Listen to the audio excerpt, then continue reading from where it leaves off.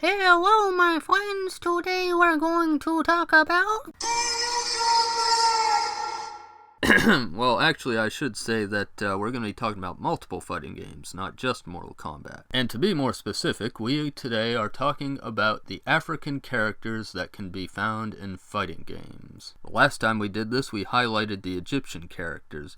Now we'll be focusing on the rest of Africa. And no, you don't have to watch the previous episode to understand this one, but feel free to watch that after you finish watching this. Today's list of characters was composed by Amir Hamza, and not only does it include characters from Africa, but it also has a few Diaspora characters as well. And speaking of the Diaspora, Twintel from ARMS is our first Diaspora character. She, of course, is from France, but they link her to North Africa, so she's probably either originally from maybe Algeria or Morocco or something like that. As for her design, I think she has a great look to her, and that's why I picked her most of the time when I was playing ARMS. Though I should point out that Twintel's mask doesn't remotely reflect any African mask. In fact, it's more like one of those European domino masks, but since she is a Diaspora character living in France, it's fine. Next up we have Kukri from King of the Fighters, who is apparently from an undisclosed North African country.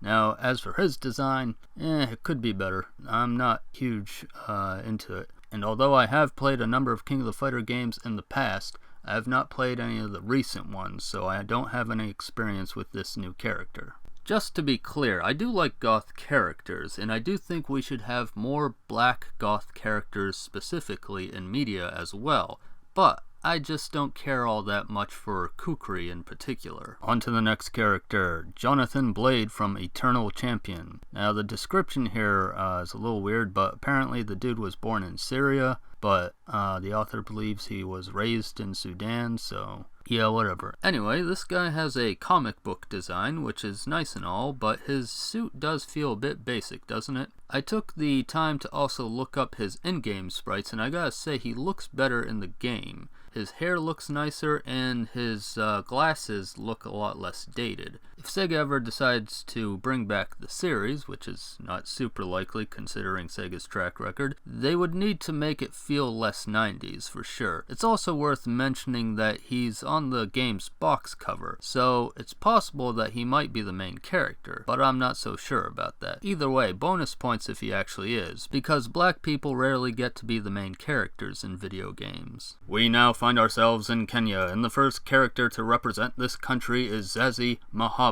from Fighters History. Yeah, this character looks alright, at least in this artwork. I looked at some of the sprites, not as good in the sprites, but anyway, this artwork looks alright. My problem though with it is very Japanese looking, the costume and all that. So I would have rather seen him wearing a more Kenyan inspired costume. But yeah, other than that, it's an okay character. Fun fact, Zazie's last name, Mahaba, is Swahili for the word love. Our next character is Mahamba from Martial Champion. So this character is another example of Japanese artists not knowing how to draw black people. He's too light. His skin is way too light, at least in the sprites. I saw one artwork where they got his color a lot better, but in the actual game itself, he's been whitewashed. So yeah, kind of a disappointing character. And as for the costume, well, it could have been better, but obviously there's a bigger concern here. Since there's two versions of him, one that is whitewashed and one that isn't whitewashed, I think I'll put two different versions of him on two different parts of the tier list. The next guy on our list is Baraki from Power Moves. This bastard is loaded with issues. There's so much I needed to address that it made the original recording way too long, and the dialogue around him developed into a conversation about how black people have historically been negatively portrayed in media, and what we as artists should do when creating African characters. So, for that reason, I will make a separate video about this subject sometime in the future. In the meantime, Baraki is being put in the R tier for racist, and if you don't understand why, well, you'll have to wait until I put out that video. Luckily, our last Kenyan on the list is awesome, and her name is Elena from Street Fighter. Street Fighter 3 specifically is where she debuted, and that's where I remember her. She's also one of my main players when I play that game, and she was the first African fighter in Street Fighter. And of course, years later, Minot would be added to the roster as well, and hopefully in the future Street Fighter games there will be even more African characters. Gameplay wise, she's one of the few characters that doesn't have a projectile, but she makes up for this by having very long reaching normals and special moves.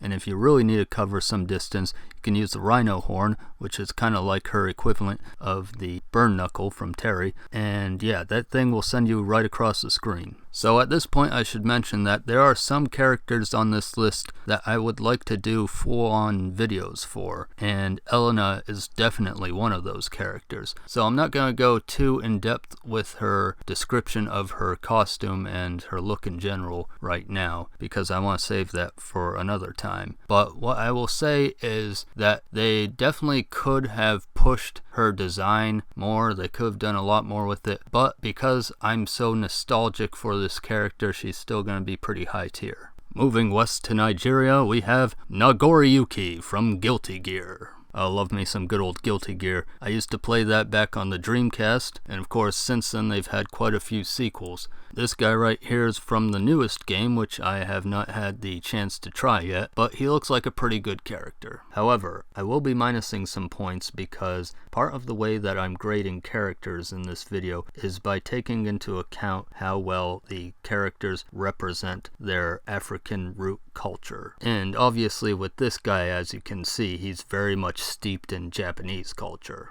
And yes, I know he's probably based on Yasuke, which was a real person, but still, when you have a chance to have an African character in your game, it would be nice to show some of that African culture. That's all I'm saying. P.S. Nogoriyuki's mask kinda looks like something out of Bleach. Anyone remember that anime? That was one hell of a train wreck. It had some good designs, but the story got really stupid. Anyway, speaking of characters based on real people, Bobby Strong from Power Instinct is inspired by Bobby Olagun. Apparently he's a MMA fighter and a comedian. Now originally I was going to give this guy a good spot on the tier list, but then as I spent time learning about the real person who inspired the character and how his real life controversies spilled over into the video game character itself, I wound up changing my mind. So for now, I'm going to put him on D tier, and that may change in the future.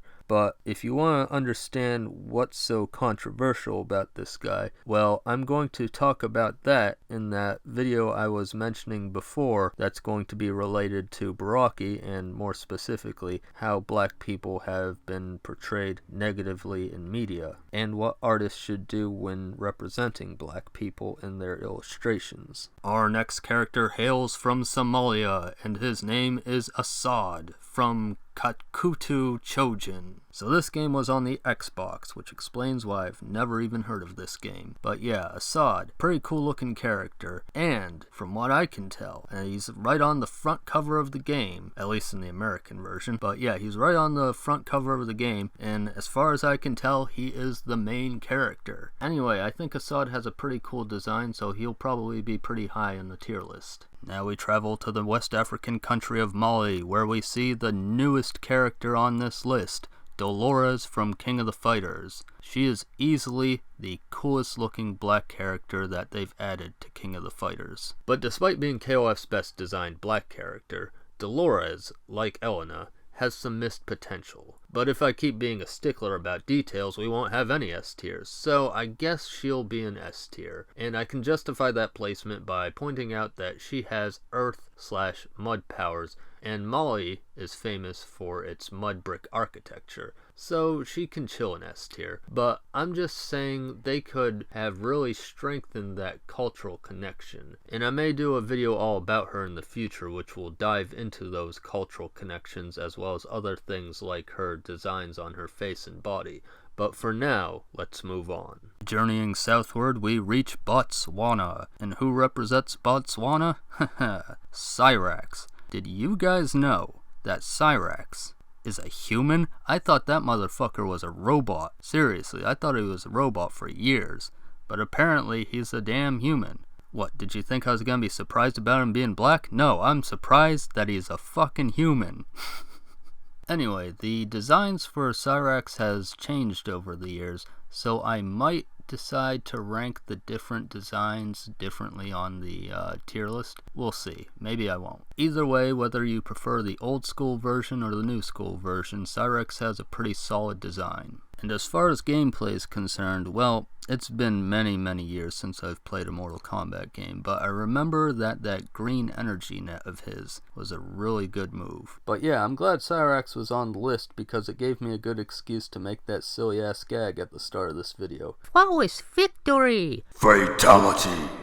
Anyway, for some reason, we're heading back to North Africa, specifically to Libya, to check out Dolph from Tough Enough. Honestly, I forgot this guy was on the list. F tier for forgettable. And our final destination is the island of Madagascar, where we meet Darlie Dagger from Samurai Showdown. Now, I have played some Samurai Showdowns a little bit, though my biggest experience with Samurai Showdown characters is actually Capcom vs. SNK 2, where I got to play as Nogoriyuki. And Nogoriyuki, one of the greatest fighting game characters ever. Anyway, I would definitely like to try out the new Samurai Showdown and try out Darlie Dagger if I get the chance to. I think she's a fantastic character and her design is great. She's like a pirate captain, and there was definitely pirate stuff happening in Madagascar back in the day.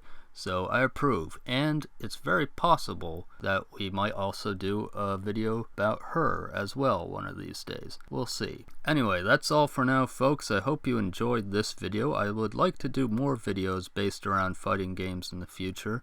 So far, we've only done this and some of those Smash Bros videos. So yeah, look forward to some more, and if you're new here, make sure you click the subscribe button, and also click the like and comment on the video, and all that good stuff.